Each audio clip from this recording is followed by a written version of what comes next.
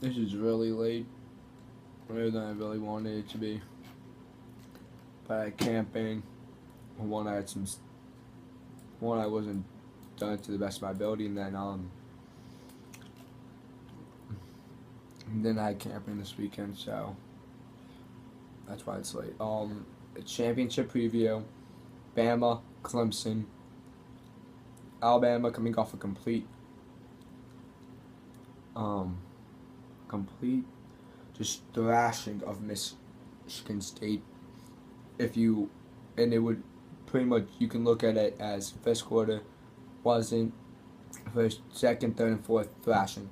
Clemson coming off with a battle, and then I would still claim it was a battle with Oklahoma. So I'm saying either depending on what Clemson comes out in. If Clemson tries to stop Coker, I'm saying Henry's having a night. If their goal is to stop the rushing, and if their goal is to stop the rushing, watch for Clemson to go off. Not Clemson. Coker to go off.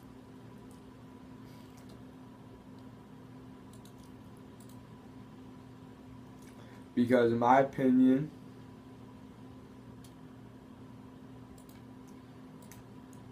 whatever Clemson's defense just shows, Alabama's just going to do the complete opposite of that. Like, I need a good team, in my opinion. Coker, 2,775 yards on 67.1 completion percentage, 19 touchdowns, 18 interceptions. Henry, 359 rushing attempts, 261. He needs 20 to break the single season rushing attempt record, and he has 25 touchdowns. Kenny Drake, big part of the offense,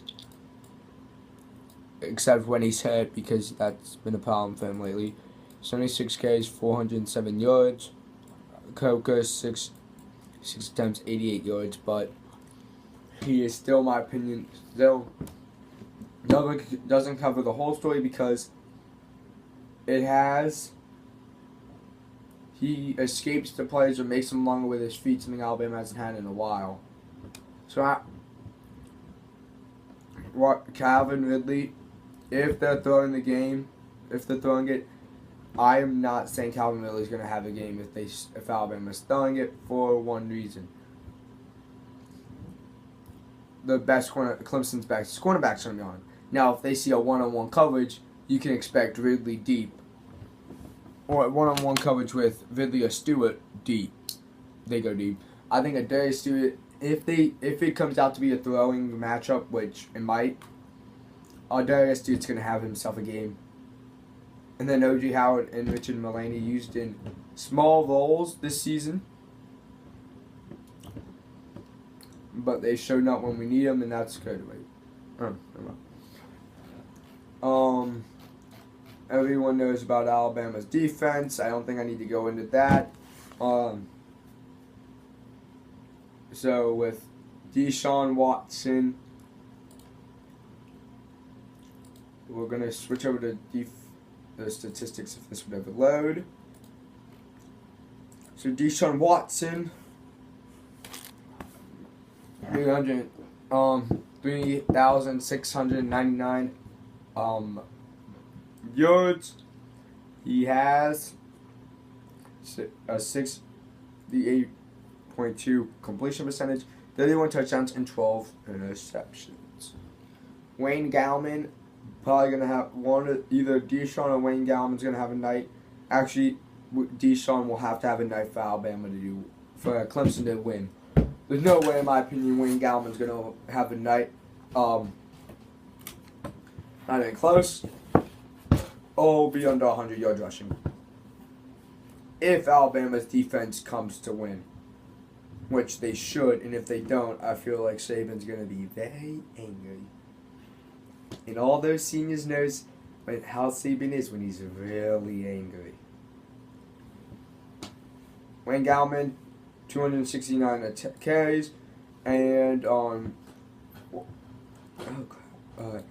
I can't speak today right now. All right, 1,480 yards, and he has 12 touchdowns. Why can I not speak right now? It's kind of being annoying. Deshaun Watson, 187 carries, 1,000 yards, and 1,032 yards. They are the only pair of teammates that have rushed over 1,010 touchdowns this season, or like in FBS history, something like that. I forget officially the stat.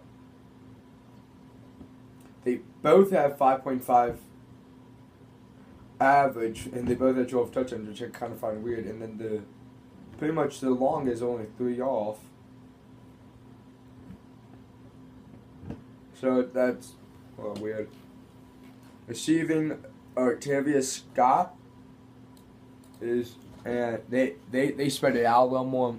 Looks like Octavius Scott, I forgot what ones were out though. There's someone out with an injury, and then Deon Cain was suspended.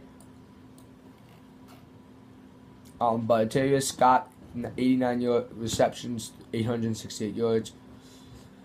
Sean Peak, 44 receptions, 617 yards. Deon Cain is out. He was a big factor, especially coming down the stretch. If I read that, one correct. If I read he was out, I think, I read he was out. I don't remember the other guy. Jordan Leggett, 35 receptions, 447 yards.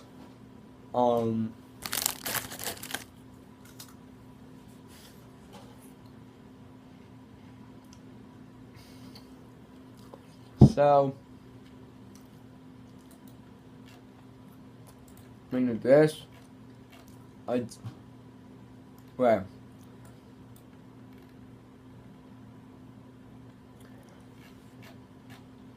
trying to look for someone. It had something earlier, now it's not there.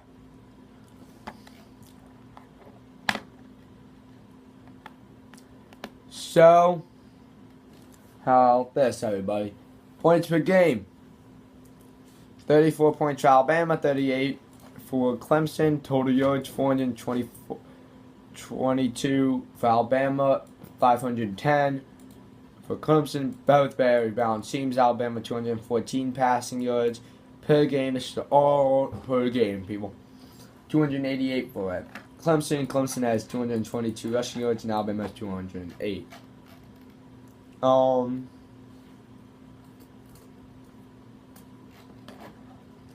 Why the heck is it not there? I'm gonna go to there.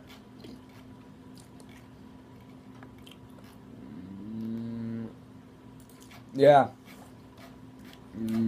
Yeah, I don't know, but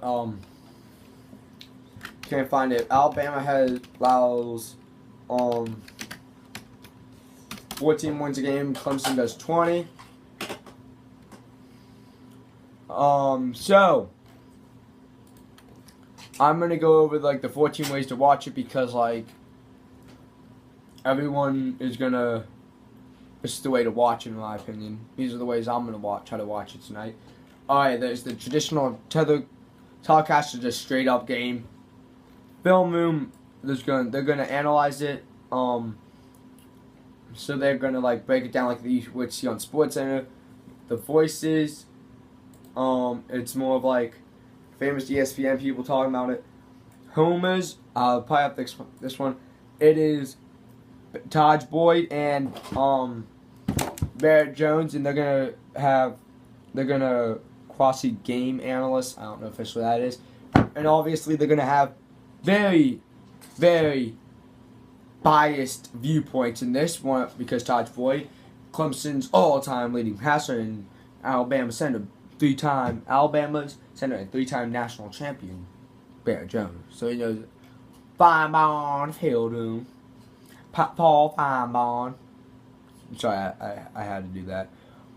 And on this is on SEC Network. Alright, yeah. Traditional telecast, ESPN.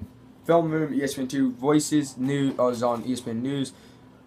Rumors, ESPNU. Feinbaum Film Room is on SEC Network with Greg McElroy, Booker McFarland, and Mark Spears.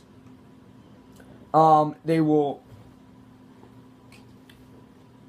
We're gonna have instant analysis and reaction. Always gonna be near the location because like Paul, Spears, and McElroy all gonna be there for SEC Nation.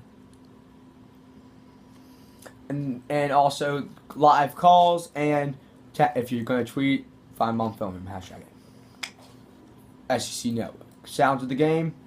So the ESPN game telecast, I think minus the commentators maybe, they're gonna have dozens of microphones through the stadium, so you get to hear like the actual hits and all that good cool stuff. Like you're gonna hear like if you're at the stadium pretty much. And halftime band performances if you're like one of those people there for the halftime celebration stuff. Command center, full-time split screen showing live game actions, replays, isolate camera views, enhanced statistics, real-time drive storage, and the ESPN radio broadcast, ESPN Go Live. This is my favorite way to watch it. Spanish language call on ESPN Deportes. Yeah, my mom won't let me watch it though. Mock replay booth, an authentic recreation of the replay booth experience. We'll give an inside look at the review process and which replay. So yeah, pretty much like if it was a review. And it determines what plays are subject to stop it further review. And we're going to see what happens during an official one. That's ESPN. The rest of the pylon cam. This is like probably one of the coolest ones because they're literally going to put like these cameras on the pylons and you just get to see it. So they're really cool for like goal line situations. Okay, hometown radio. This is how I'm listening to it. I'm muting the TV if my mom will let me. Alabama, you get to hear the home radio podcast at the field, and there's gonna be customized viewings. And Alabama's radio team is Eli Gold, Phil Savage, and Chris Stewart. Eli Gold is so much better than any other Vernon Gary on CBS. No, unless you're a true Alabama, if you really root for an SEC team, you know the pain of having to listen to Vernon Gary. And Clemson, Don Moonson, Rodney Williams, and Patrick Sapp. Data Center, this is one I'm going to have on ESPN3.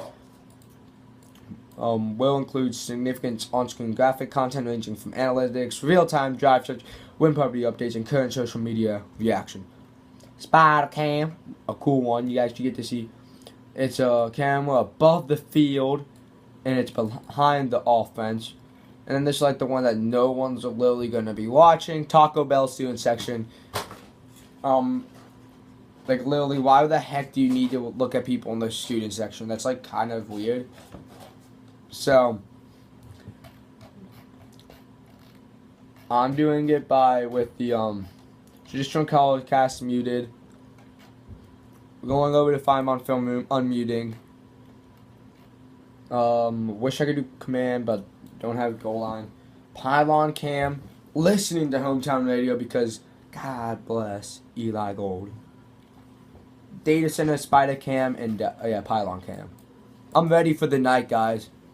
We're all tired. I'm rolling with the tide, but here's all the stuff I got mentioned because I forgot about. Whatever defense is the best wins. Best showings of the both defenses coming off the best showing, maybe possibly the best showings. Alabama coming off 3 games where they've completely dominated Auburn. Most in the second half. Florida, 3 yards in the second, third quarter combined. God bless that. And Michigan State, obviously, the shutout, 29-yard rushing and all that. Here's just a stat. The 2 defensive end tackles are Ashawn Robinson and something Reed. They weigh combined 625 pounds. You had one of the defensive ends there. Forgot his name, something Allen. 283. Those 3 guys on that line combined, 908 pounds. So around 302 and a half-ish per guy. But those guys, don't get you confused that they can run and they will run. We're all tied. Alabama wins by how much, I don't know, and that's not for me to care about because guess what? A victory is only by 1 point. Roll Tide, and Alabama's going to win.